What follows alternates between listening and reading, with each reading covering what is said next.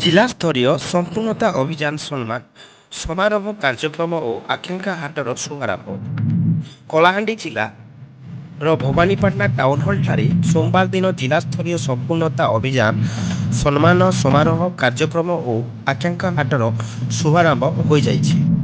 ଏହି ସମ୍ମାନ ସମାରୋହ କାର୍ଯ୍ୟକ୍ରମରେ ମାନ୍ୟବର ବିଧାୟକ ଧର୍ମଗଡ଼ ଶ୍ରୀ ସୁଧୀର ରଞ୍ଜନ ପଟ୍ଟଯୋଶୀ, ମାନ୍ୟବର ବିଧାୟକ ଜୁନାଗଡ଼ କ୍ୟାପ୍ଟେନ୍ ଦିବ୍ୟଶଙ୍କର ମିଶ୍ର, କଳାହାଣ୍ଡି ଜିଲ୍ଲାପାଳ ଶ୍ରୀ ପାୱାର ସଚିନ ପ୍ରକାଶ, ଶ୍ରୀ ଦୟାମୟ ପାଢ଼ୀ ମୁଖ୍ୟ ବିକାଶ ଅଧିକାରୀ ତଥା କାର୍ଯ୍ୟନିର୍ବାହୀ ଅଧିକାରୀ, ଜିଲ୍ଲା ପରିଷଦ କଳାହାଣ୍ଡି ଶ୍ରୀ ଶ୍ରୀକାନ୍ତ ଦଲେଇ ଉପନିର୍ଦ୍ଦେଶକ, ଜିଲ୍ଲା ଯୋଜନା ଓ ପର୍ଯ୍ୟବେକ୍ଷଣ କଳାହାଣ୍ଡି ଜିଲ୍ଲା ମୁଖ୍ୟ କୃଷି ଅଧିକାରୀ ଏବଂ ଅନ୍ୟାନ୍ୟ ଜିଲ୍ଲା ସ୍ତରୀୟ ଓ ବ୍ଲକ ସ୍ତରୀୟ ଅଧିକାରୀ ଯୋଗ ଦେଇଥିଲେ।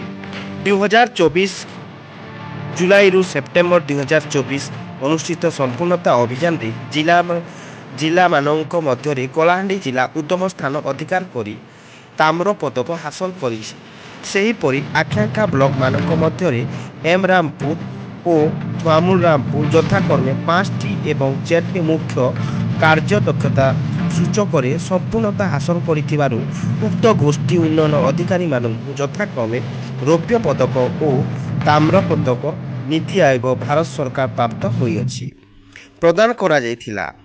ଜିଲ୍ଲାପାଳ ଶ୍ରୀ ପାୱାର କହିଥିଲେ, କଳାହାଣ୍ଡି ଜିଲ୍ଲା ଆକାଂକ୍ଷା ଜିଲ୍ଲାମାନଙ୍କ ମଧ୍ୟରେ ଉତ୍ତମ ସ୍ଥାନ ଅଧିକାର କରିଥିବାରୁ 9 କୋଟି ଏବଂ ଥୁଆମୁଲରାମପୁର ବ୍ଲକ 1 କୋଟି ପୁରସ୍କାର ରାଶି ନୀତି ଆୟୋଗ ଭାରତ ସରକାରଙ୍କଠାରୁ ପାଇଛନ୍ତି।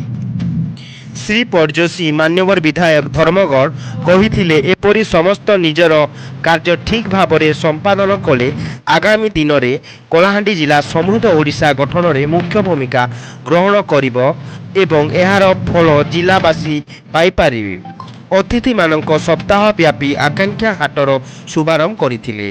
ଏହି ଆକାଂକ୍ଷା ହାଟରେ ବିଭିନ୍ନ ପ୍ରକାର ଡାଲି, ମସଲା ଜାତୀୟ ଦ୍ରବ୍ୟ, ହବାସପୁରୀ ଶାଢ଼ୀ, ସରା ଚିତ୍ର କଲା, ଡୋକରା ଚିତ୍ରକଲା, ଶୁଆ ଚାଉଳ, ଜଙ୍ଗଲ ଜାତୀୟ ଦ୍ରବ୍ୟ, ମିଶନ ଶକ୍ତିରୁ ବଡ଼ି, ପାମ୍ପଡ଼, ମାଣ୍ଡିଆ ଜାତୀୟ ସୁସ୍ୱାଦୁ ଖାଦ୍ୟ, ସତନ ରାଗି ଷ୍ଟେଲ ଏହିପରି ଭାବରେ 12ଗୋଟି ଷ୍ଟଲ୍ ଆଜିଠାରୁ 7 ଦିନ ପର୍ଯ୍ୟନ୍ତ ଟାଉନ ହଲ୍ଠାରେ ଚାଲିବ।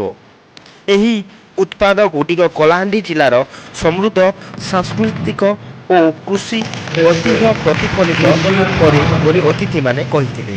କଳାହାଣ୍ଡିରୁ ଡମ୍ବରୁଧର ଭୋଇଙ୍କ ରିପୋର୍ଟ, ସମ୍ବିଧାନ ନ୍ୟୁଜ୍।